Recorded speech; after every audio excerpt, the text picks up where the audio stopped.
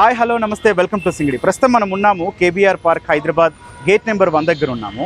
ఇక్కడ multi level car parking system Korean టెక్నాలజీతో అయితే ఇక్కడ మనకి తీసుకొచ్చారు. ప్రయోగాత్మకంగా హైదరాబాద్లో ట్రాఫిక్ సమస్యలన్నీ తీర్చడానికి ఒక పరిష్కారంగా దీన్ని తీసుకొచ్చారు.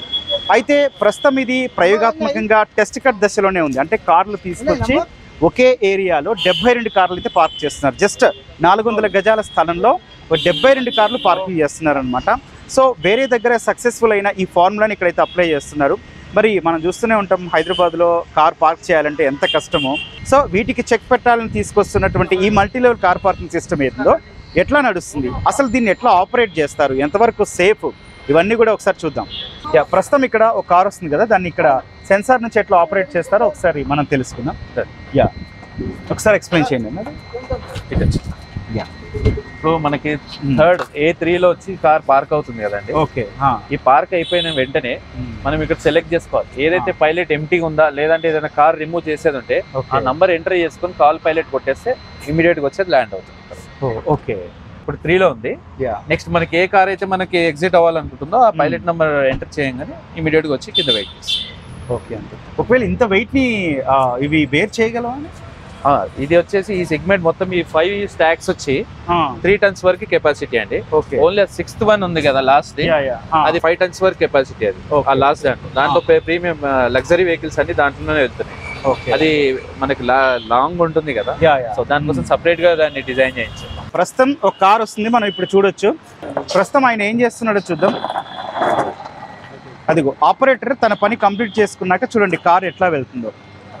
అది ఇప్పుడే పార్క్ చేశారు కాబట్టి ఆటోమేటిక్గా నెక్స్ట్ పైకి వెళ్ళిపోతుంది. వెంటనే ఓనర్ రారు కాబట్టి మ్యాక్స్ అది పైకి వెళ్ళిపోయి నెక్స్ట్ ఖాళీగా ఉన్న ర్యాంప్ రావడం కానీ, లేకపోతే అంతకన్నా ముందే పార్క్ చేసిన కార్ కిందకి రావడం కానీ జరుగుతుంది.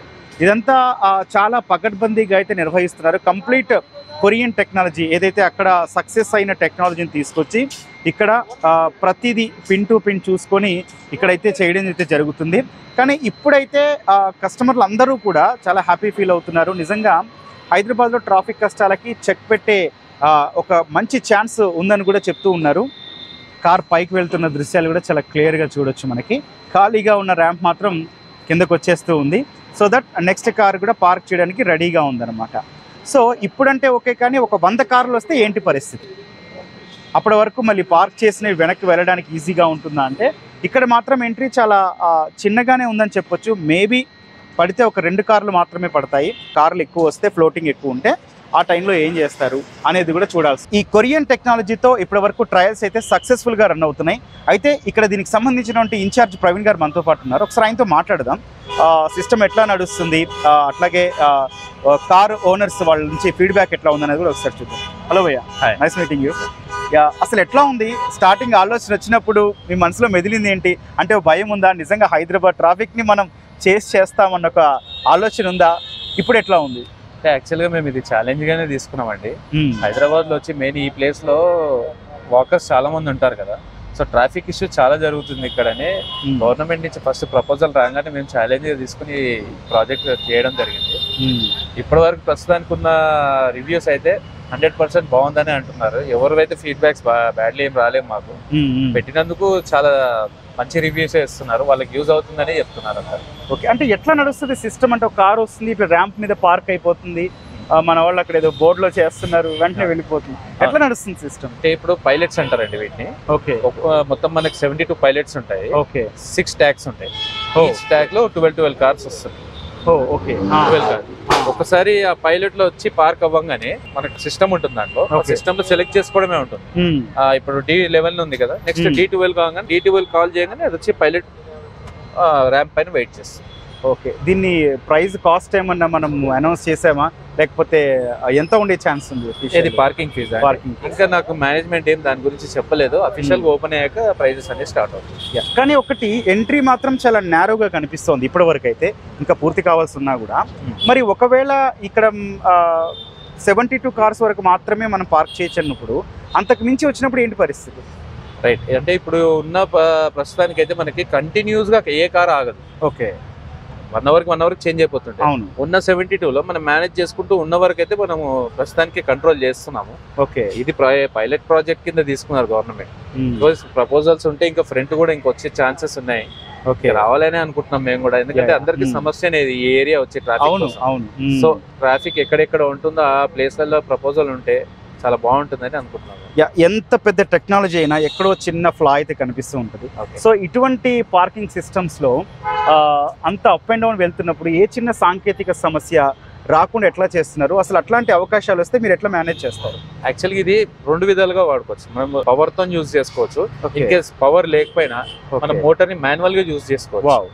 ఒక లివర్ ఉంటుంది, లివర్ రిలీజ్ చేసేసి రొటేట్ చేసుకోవచ్చు అది. ఓకే, పవర్ లేకపోయినా. ఇందులో వచ్చి మనకు సెన్సార్స్ ఉన్నాయండి. ఓకే, ఇన్ కేస్ పిల్లలు కానీ మనం చూసుకోకుండా వెళ్తే ఓకే సడన్ గా వెళ్ళిపోయినందుకు మధ్యలో కట్ ఆఫ్ అయిపోయి అక్కడ ఆగిపోతుంది సేఫ్టీ పర్పస్. ఓకే, అది కూడా ఆ టెక్నాలజీ కూడా ఉంది.